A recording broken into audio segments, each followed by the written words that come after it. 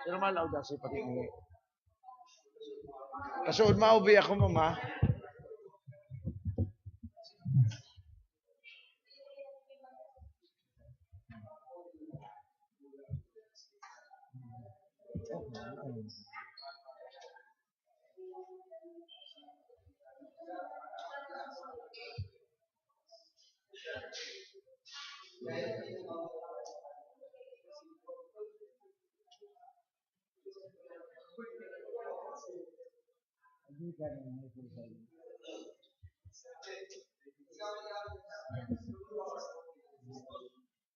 Ya, sir. Salamat sa pag-present. Hindi na ako mag-present. Walang hindi na ako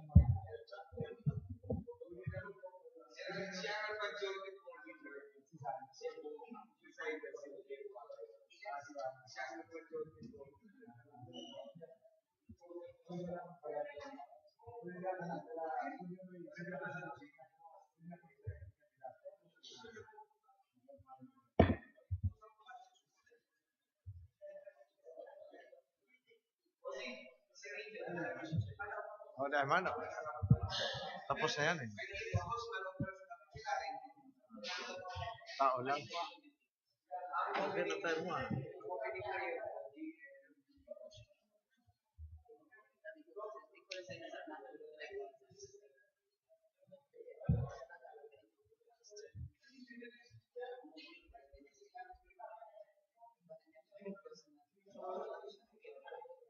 Officially,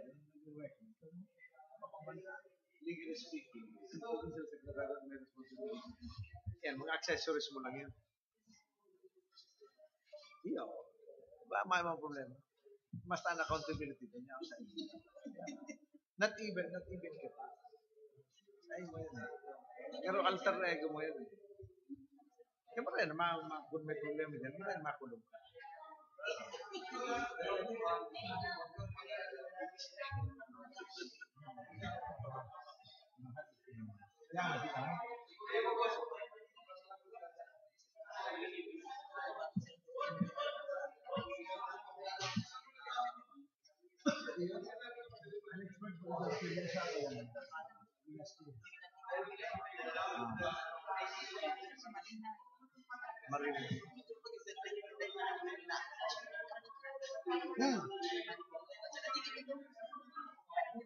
Pinsan ni Nadali Panggagan.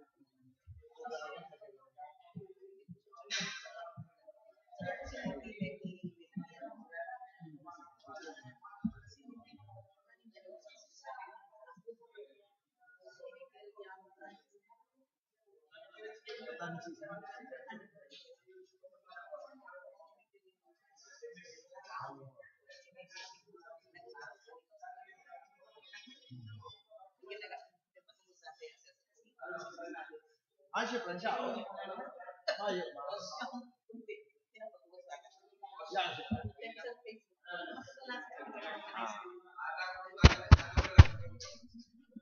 hello, test mic.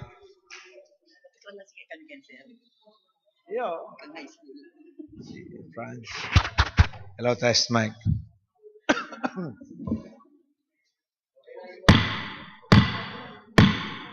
Session will now come to order. Please rise for the Philippine National Anthem, to be followed by the opening prayer to be led by the Honorable Butch Figuracion.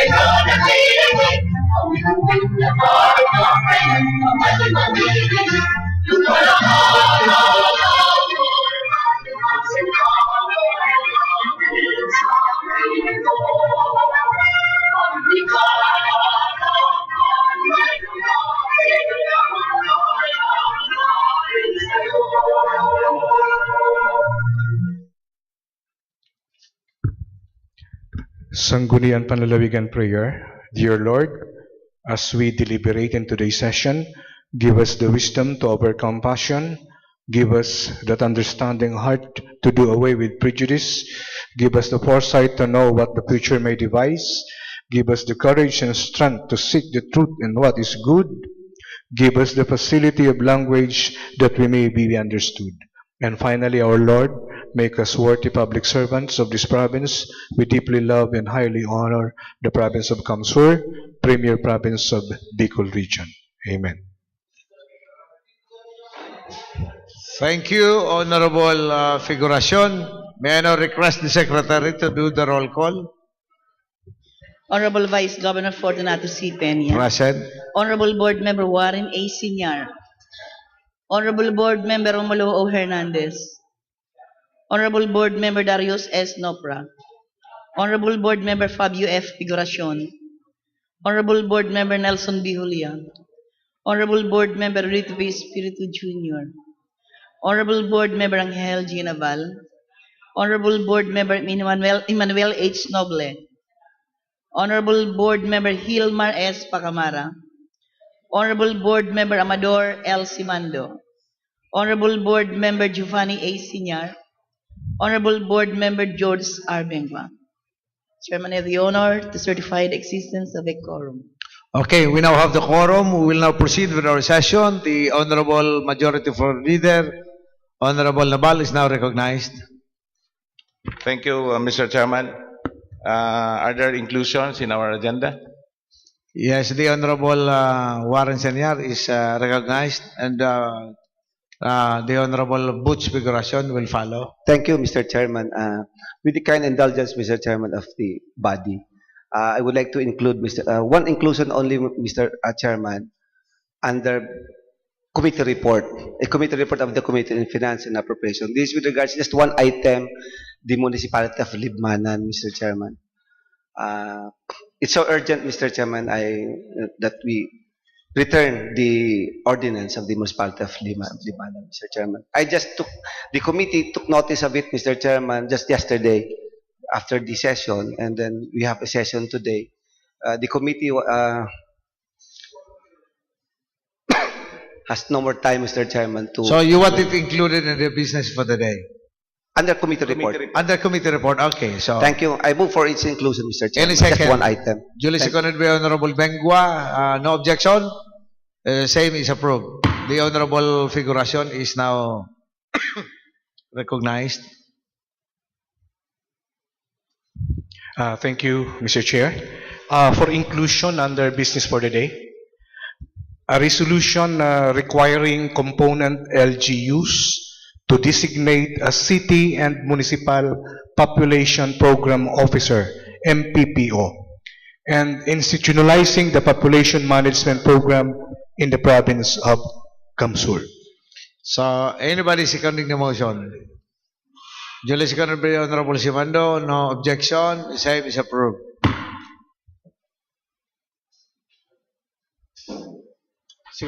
Mr. Chairman, under business of the day, resolution fully supporting House Bill 1011 entitled An Act Establishing Sinarapan's Sanctuary in the Province of Camarines in Albay as a protected area under the category of wildlife sanctuary, providing for its management and for other purposes, introduced in the 16th Congress by Honorable Sal Fortuno, also representative 5th District of Camarines, under business for today. Under business for the day, anybody seconding the motion? Duly seconded by the Honorable Nopra. Any objection? Hearing none, the same is approved. Mr. Chairman, if there will be no more inclusion in our agenda, I move to approve our agenda as amended. Anybody seconding the motion? Duly seconded by the Honorable Bengua. The agenda for today as amended is hereby approved. F. Reference of business. F4. Review of municipal and city resolutions and ordinances. Mr. Chairman, I move that the 7 items under for review of municipal resolutions and ordinances be referred to appropriate committees as marked. Okay, so all items under for review, all 7 items under for review are hereby referred to the concerned committees as marked. G. Calendar of Business. G1. Committee Report. Committee on Land Use, Conversion and Reclassification and Provincial Properties. Thank you, Mr. Chairman. Mr. Chairman, this is a single item under committee report of the Committee on Land Use, Conversion and Reclassification and Provincial Properties. This, Mr. Chairman, this pertains to the ordinance coming from the municipality of Del Gallego declaring areas in all barangays of the municipality sites, barangay sites as either residential, commercial, or industrial. Mr. Chairman, this is not proper, Mr. Chairman. They have to identify the area, the place, and a certain parcel of land to be a residential, to be commercial. So there must be a determined reclassification of the land, Mr. Chairman. There can be no general reclassification of land as far as the local government code is concerned, and including the process on how to reclassify land. And another, Mr. Chairman, this pertains to the amendment of their zoning ordinance. This should pertain to the amendment of zoning ordinance, not a reclassification. So the recommendation of the committee, Mr. Chairman, is that we disapprove the ordinance without prejudice of refiling this ordinance, provided that they specifically determine or identify the lands to be declared as residential or commercial, Mr. Chairman. So with this, Mr. Chairman, I move to approve the recommendations of the committee that we disapprove the ordinance of the municipality of Del Gallego. Okay, anybody seconding the motion? Duly seconded by Honorable Pacamara. Any objection? Hearing none, the same committee report is hereby approved and adopted. Committee on Franchise. Committee on Franchise, the Honorable Pacamara is now recognized. Salamat, Mr. Chairman. Iba po ning apat na items na referred sa Committee on Franchise. Sulat po ni Attorney Elenito M. Magalihog, National Water Resources Board, 8th floor, NIA Building, EDSA, Quezon City, na kung saan pinapaisip po sa Satuya na igwaning mga aplikante sa indang opisina. Isa raw po dyan hali sa National Grid Corporation of the Philippines, located at Barangay del Rosario, Naga City. Ang pandua po hali sa Local Government Unit of Balatan, Barangay Pararaw, Balatan, Camarines Sur. Siring mga pampantulo na aplikasyon hali sa Local Government Unit of Bula, Barangay Lubgan, Bula, Camarines Sur. Asin ang pangapat hali sa Amaiya Lang Corporation, Barangay Palestina, Pili, Camarines Sur. Na kung saan po, Mr. Chairman, pinaghahagad ni Attorney Bagalihog bilang Chief Water Rights Division na ipadukot sa tuyang bulletin board sa laog ning 30 dias ang sa indang mga aplikasyon. Ang findings po kang komitiba, so sa indang mga dokumento na pinagsumitin sa Satuya, kompleto man, tama asin legal, so nararapat sa natawan ta po ning maninigong aksyon na iyon na nga ang pag-post sa bulletin board kang Satuya pong opisina. Siring man after 30 days, na kung mayo po ning objections or reklamo, kita po matao ning ma-issue ning certificate na tinutugutan ta na tawan ning sertifikasyon ini pong mga aplikante o kaya ning sulat ni Attorney Balagihog. So with that, Mr. Chairman, I move for its approval. Anybody seconding the motion? Duly seconded by Honorable Simando and Honorable Nopra. Any objection? The chair hears none. Same is approved. Salamat po. Committee on Agriculture, Aquaculture, and Agrarian Reform. The Honorable Julia is now recognized. This is a report, Mr. Chairman, from the Committee on Agriculture and Aquaculture. Municipal Ordinance Number 05, Series of 2014, an ordinance promoting the development of sustainable organic agriculture and the municipality of Lupi, Camarines Sur, and providing funds thereof. The findings of the committee, Mr. Chairman, is that this ordinance is within the scope and powers vested upon the Sangguniang Bayan, and the same is in accordance with the section 447 and 448 of the Local Government Code of 1991. And the recommendation of the committee that this ordinance is hereby declared valid and is recommended for approval. And I move for the approval of this committee report, Mr. Chairman. Anybody second, duly seconded by the Honorable Bani Senior and Honorable Bacamara and Honorable Nopra. Any objection? Hearing none, the same committee report is hereby approved and adopted. Committee on Finance and Appropriation. The Honorable Warren Senior is now recognized.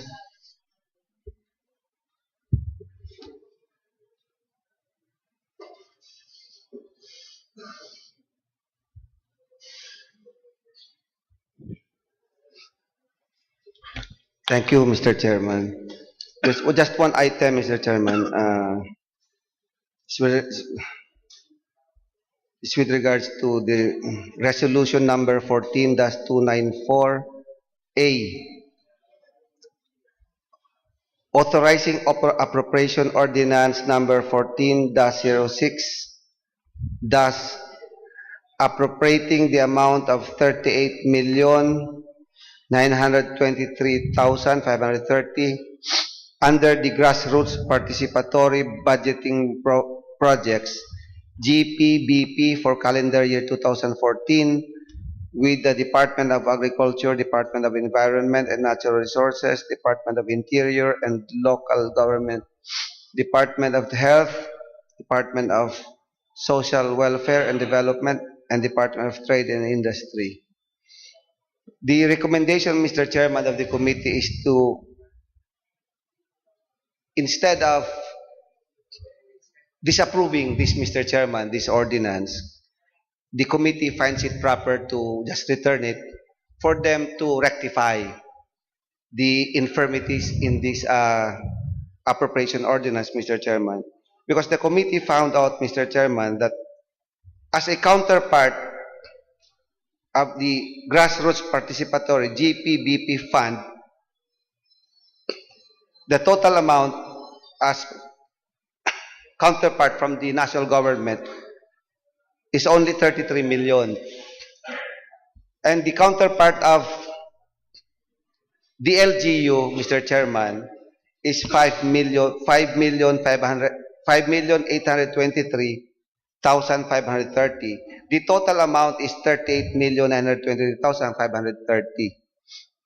This LGU counterpart, Mr. Chairman, has been incorporated already in the annual budget for 2014. So there is no need for them to appropriate again the 5.8 million because there will be a double appropriation, Mr. Chairman. The municipality of Limanan should have appropriated only the amount of 33 million. So not the entire 38,923,000. So the committee finds it proper, Mr. Chairman, especially with the kind indulgence, especially the municipality where Honorable Nopra comes from, is also a native of Libmanan, and I think he has questions, Mr. Chairman. And the committee finds it really, again, Mr. Chairman, to reiterate, Mr. Chairman, that finds it proper not to disapprove with, of course, because of Honorable Nopra, Mr. Chairman. Instead, just return it for them to rectify, Mr. Chairman. So that's your motion. Yes, Mr. Chairman. I move that this ordinance, Mr. Chairman, be returned to the municipality of Libmanan for them to rectify, Mr. Chairman. Because if I hold a committee hearing, through committee hearing, the ordinance will not be rectified, Mr. Chairman, because it's really the ordinance should have been should be rectified, Mr. Chairman, or revised or amended, Mr. Chairman. So, I move for it, Mr. Chairman, to be returned. okay, there is a motion to approve that. Anybody seconding the motion? Mr. Chairman. Yes, the Honorable Nopra is now recognized. With all due respect to our committee chairman, Board Member Warren Senior, before it is seconded, Mr. Chairman, I would like to make some comments. Mr. Chairman. For clarity, our distinguished chairman, the Committee Mr. on Chairman, Appropriation. if I can butt in, Mr. Chairman, I can read his mind.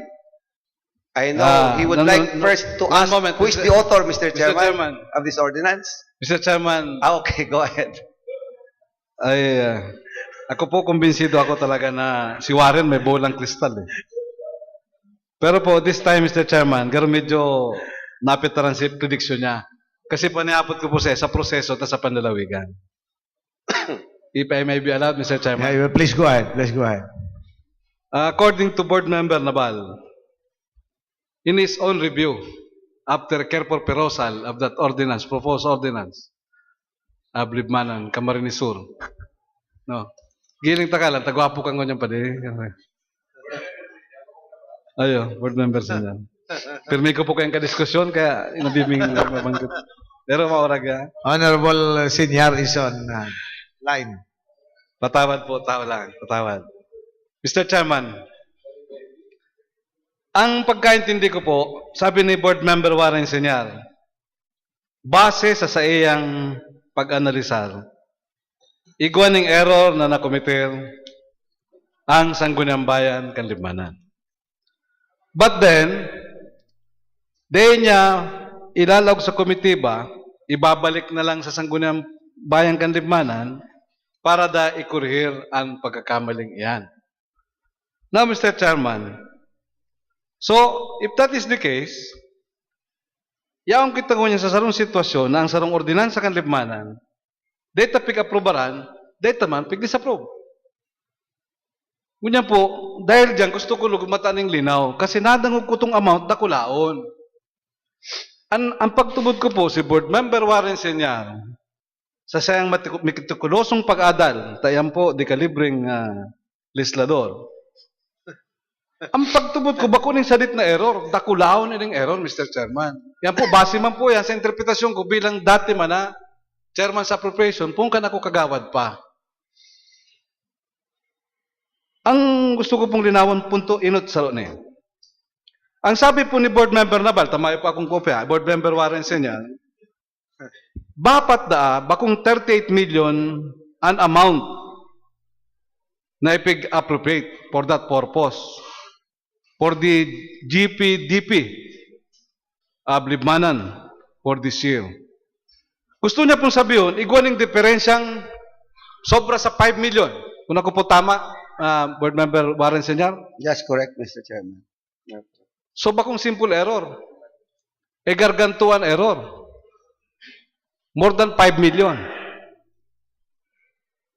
Dahil po, typographical error lang yan. Mr. Chairman, kung ano po? Mr. Chairman, dahil ang appropriation is 38 million point 9. So, bako yan ang typographical error. The total ang biglag ninda. Mahiling mo sa total na duman mo ibinase.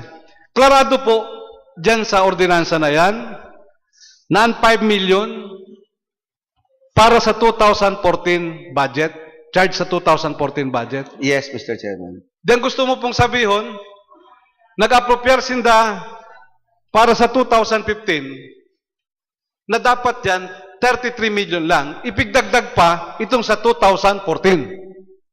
Kaya naging 38 million. Tama po? Yes, Mr. Chairman. So, idinagdag pa. Now, ano po ang pagkakamali dyan? Ang pagkaintindi ko po kaya, dapat 2015 lang. Ano tapiglag pa dyan ang sa 2014? Ano po sa pagtubod mo po ang ideya maninda? Baka igwamasin ng maray na ideya. Na-overlook lang, Mr. Chairman, siguro. Na-overlook. O, kaya na sobrang galing, medyo na-overlook ang bagay, Mr. Chairman. Now, Mr. Chairman, yun po, mahapot na po ako. Ano po? Ano yan, ordinansa na yan po, base sa record? It was was that unanimously approved by the Sangguniang Bayan of Libmanan? Nayo lamang nagkontra. Gapos nagpirma, Mr. Chairman. This was passed last October 27, 2014, and the Sangguniang Panlalawigan received this ordinance for review last January 15, 2015. And it was referred to my committee.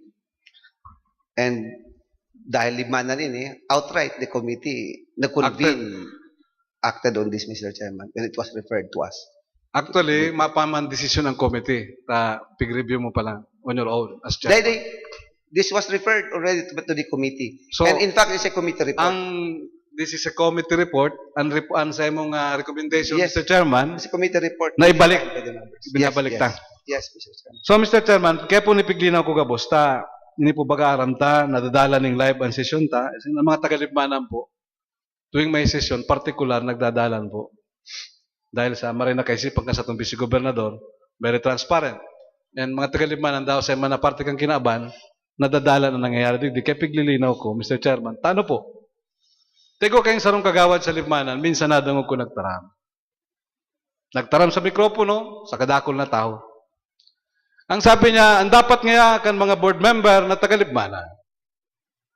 Pag may pinapasar ngayang resolution o ordinansa sa libmanan, dapat nga, pag-abot sa panlalawigan, aprobado. Dapat nga, hindi disapprove. So, ngunyan na aga, Mr. Chairman, may gusto kong patunayan. Kung ang sarong resolusyon o ordinansa na pinapasar sa libmanan, tigdi-disapprove sa Sangguniang Panlalawigan, iyan po bako dahil nakapritso kan duwang bukal na tagalibmanan. Tadayman kami makontra kung sa maray na kaisipan o tama ang resolusyon o tama ang ordinansa na ginibo sa libmanan. Ini pong ordinansa ngunyan nagpapatunay na may problema. 5 milyon, suba-suba ka kayan? Oh. Ngunyan pala, pag kami binalik na naman ini ngunyan kan Sangguniang Panlalawigan, di kami naman pala na Max Alvarado sa libmanan. Kami ang kontrabida, tayo inipatingin para sa kadakol-dakol na projects. Dahil po kung magangalas, Mr. Chairman, kung magtaram naman yan kaya. Pero maray na po ning malinaw.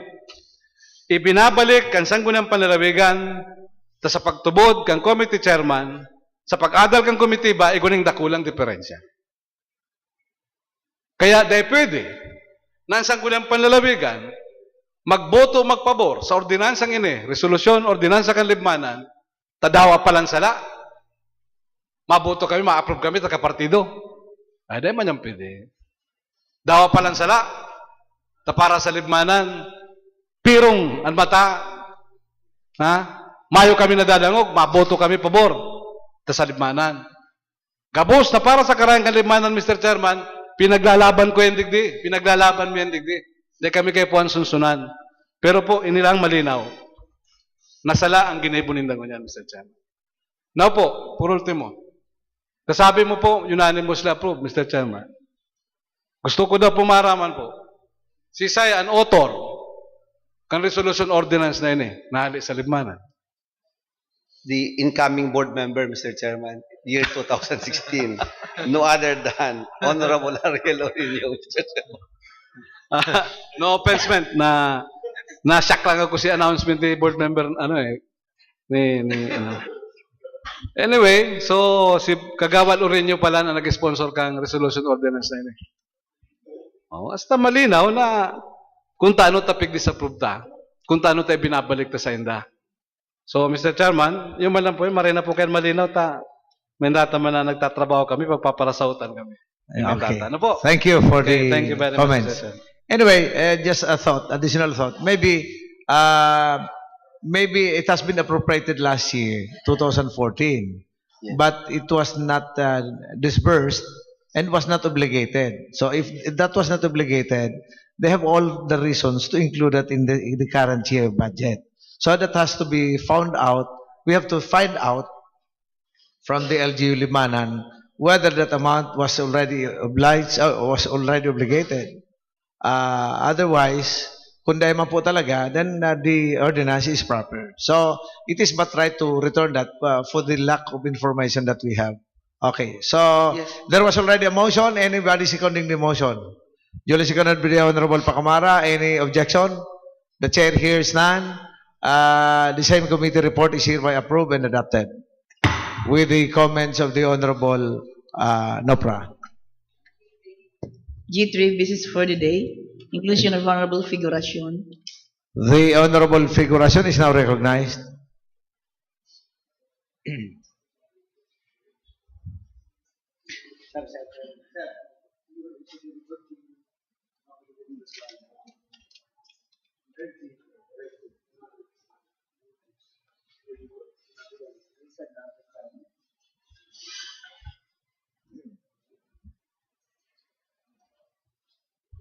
Thank you, Mr.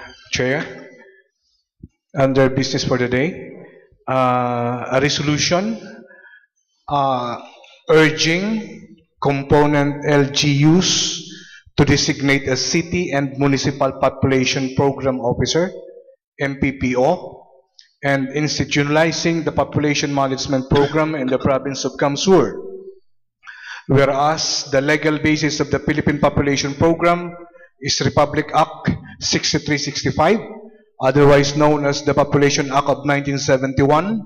It created the Commission on Population as an agency to coordinate and monitor population-related activities. It was amended in 1972 by Presidential Decree number 79, whereas the Philippine Population Management Program is the Philippine government's major program response to the country's international commitment to achieving the 1994 International Conference on Population and Development Program of Action and the Millennium Development Goals. Whereas the PPMP contributes to the universal health care or the Kalusugan Pangkalahatan as part of the Aquino Health Agenda, the KP is envisioned to provide every Filipino the highest possible quality of health care that is accessible, efficient, equitably distributed, adequately funded, fairly financed, and appropriately used by an informed and empowered public. Whereas in 2012 and 2013, a total of 52 women died giving birth, leaving children motherless, and unmet needs are still high, as evident in the low CPR rate of 30.6. Whereas the goal is to contribute in improving the quality of the life of Filipinos through responsible parenting, better health and education, attainment of population, outcomes that are in harmony with available resources and sustainable environmental conditions, and reduction of poverty and inequalities in human development opportunities. I move for the approval of the said resolution, Mr. Chair. Anybody seconding the motion? Duly seconded by Honorable Noble and Nopra. Honorable Nopra. Any? Chair. Yes. Just an inquiry with the sponsor. We are encouraging. We are not Urging. requiring. Urging. Urging. So we do not requiring them or mandatorily requiring them. We are urging. We just urge. We just them urging. to We are encourage urging. them to create. Yes. So there was already the motion and duly seconded. No objection. The same resolution is approved. Thank you, Mr. Chair. Thank you, Honorable Figuration. Next item, please. Inclusion of honorable Noble. The inclusion of the Honorable Noble. The next Deputy. deputy. Alright, thank you very much, Mr. Chairman. It is a very much important bill by Honorable Congressman Salvio B. Portuno of the 5th District of Camarines Sur. Being also a Buhinan, Mr. Chairman, resolution fully supporting House Bill 1011 entitled An Act establishing a Sinarapan Sanctuary in the provinces of Camarines Sur and Albay as a protected area under category of wildlife sanctuary, providing for its management for other purposes, introduced by in the 16th Congress by Honorable Salvio B. Portuno, representative of the 5th District of Camarines Sur. There are mga reasons, Mr. Chairman. despite that protected ordinances to El Tabios, also known as Sinarapan, in municipality of Bui, known as Mysticis luzonensis tribe, the smallest edible fish in the world, is still threatened by extension in the province of Camarines Sur and Albay. Whereas aside from excessive hunting by local fishermen in Bui Camarines Sur, in Malinaw Albay, the construction of fish cage to raise commercial tilapia alter fish habitat, decreasing in crawling the small sinarapan. Whereas is also known as sinarapan, being a favorite edible fish which is also measured about mga 10 millimeter and inhabits some lake in the province of Kamsur in Albay, sought after delicacy in the area. Whereas sinarapan is also almost disappeared in the 1980s. The local government resorted to program setting free tabios or sinarapan. Whereas that the Bill 1011 entitled an act establishing Sinarapan Sanctuary in the province of Camarines Sur in Albay, protected area under the category of a wildlife sanctuary, providing by the management and other purposes introduced by Congressman Sal Portuno, whereas House Bill 1011 will likewise place Lake Manapaw in I think in Santa Austina Bui Camarines Sur, and then Katugday, part of Lake Danau in Malinaw Albay, as protected areas under category of wildlife, and created Sinarapan Sanctuary will be authorized to organize and establish protected area management board, technical staff composed of qualified personnel, and enlist the services of government officials and employees. So, Mr. Chairman, garo kaya ka-importanting maray on the part of the Bui Camarines Sur in Rinconada area. So, my colleagues in Rinconada, the Honorable Nono Espirito, Honorable Butch Figuracion, the Chairman of the Committee on Agriculture, also be as my co-sponsor of this resolution. Considering that it is also urgent on the part of Congressman Portuno to support this bill entitled House Bill 1011, entitled an act of establishing Sinarapan Sanctuary of province of Camarines Sur in Albay. So, Mr. Chairman, I move for the approval of this resolution. Anybody seconding the motion? Duly seconded? Unanimously seconded. The same is approved. Other matters? Announcements? Other matters, the Honorable Nopra is now recognized. Thank you, Mr. Chairman. Klaro ko lang po, Mr. Chairman, na kan January 21 session, igo pong duwang resolusyon sa Libmanan. Resolution number 14-324 and 14-325. Resolution 14-324 is a resolution authorizing the municipal treasurer, this municipality, to collect the sum of 500 pesos per bag of fertilizer from farmer beneficiaries of the fertilizer subsidy project. While resolution number 14-325 of the same municipality is a resolution creating a fertilizer subsidy trust fund account for the implementation of the fertilizer subsidy project of the local government of Libmanan. Ini po, Mr. Chairman, nabanggit ko na po ni kanakagit ang sesyon kayo ito. Kaya lang po, medyo kulang isa sa oras. Birthday po kayo ito ni Gov. Migs. Ngunyan, Mr. Chairman, ako po, gusto ko lang intindihan, duman sa committee ba na consent pig repair, ando ang resolution na yun na kung nakapapod na po ng committee hearing, takunday pa po, nakiulay ba ako kayo ito na kung pwede, Mr. Chairman, considering po na dakula ang amount na embelto, as in, rinibong mga parauma sa Libmanan, ang pwede ko makinabang kaniyo, gusto ko po Mr. Chairman, na idagos itong kaagadan ko na magkaigong clarificatory hearing. I understand this, that one of this resolution was referred to the Committee on Appropriation and Laws and Review. And the other one, sige. Ano yan? Mr. Chairman, for the information of Board Member Nopra, these two resolutions were referred to the committees, joint committees. The first one, authorizing the municipal treasurer, this municipality, to collect the sum of 500 pesos per bag of fertilizer from farmer beneficiaries of the fertilizer subsidy project. This was referred, Mr. Chairman, to both Committee on Laws and Review and Committee on Ways and Means. The second one, creating a fertilizer subsidy trust fund account, this was referred to the Committee on Laws and Review and the Committee on Finance and Appropriation, Mr. Chairman. Oh, so then, Mr. Chairman, ako po nakikiulay na kung pwede i-joint na sana ang paghirkanduang ining resolution, Mr. Chairman.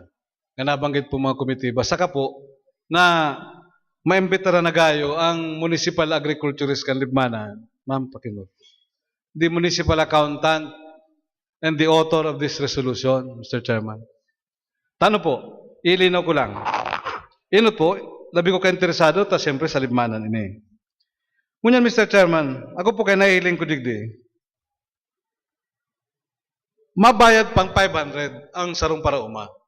Ako po kaya buko na itong ma-aprobar ang Sangguniang Panlalawigan kan sarong bagay na sa pagtubod ko sala. Pag nag-autorizar kita, pag-aprobaran ta, pero tama ang ginibunin sa libmanan. O hirak man si mga parauma. Now, Mr. Chairman, ang pagtubod ko po kaya, dahil dapat magbayad ng 500 kada sako. Ano rin ba na parauma sa libmanan? Dapat libre yan. Bakuin na negosyo ka munisipyo mi.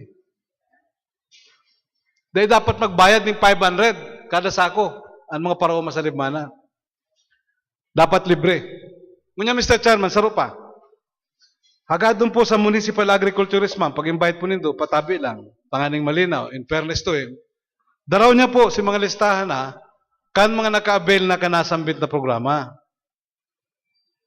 Saka po itong criteria po ninda kung paano pagpipili kang paraoma. Kasi po, kadakol-dakol na paraoma na kung nakaulay, may nagduman, dahil pigtaanan, dahil ngay pirite, ito lang restado. So, dahil malinaw sa mga paraoma. Kaliban, anong klaseng programa yan? May bayad na nga ni. Dahil pa pwede, dahil pa automatic, basta paraoma, may bayad na nga ni. Oh. So, agad doon panlistahan. Tabi, Madam Secretary. And another thing, Mr. Chairman, tama daw na may resolution of the Sangguniang Bayan. Pwede na daw yan na para mag-create kansarong fertilizer subsidy trust fund account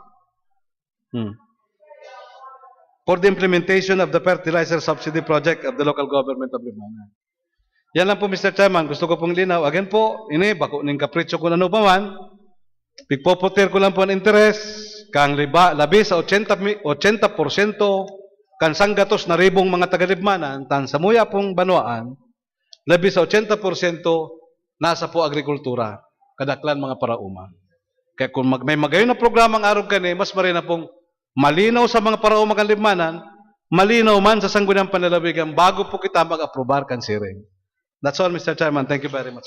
Thank you, Honorable Nopra. I hope the concerned committee chairman took note of the recommendation of the Honorable Nopra. Yes, sir. Okay na. Other matters. Mr. Chairman, if there will be no more matter to be discussed, I move to adjourn.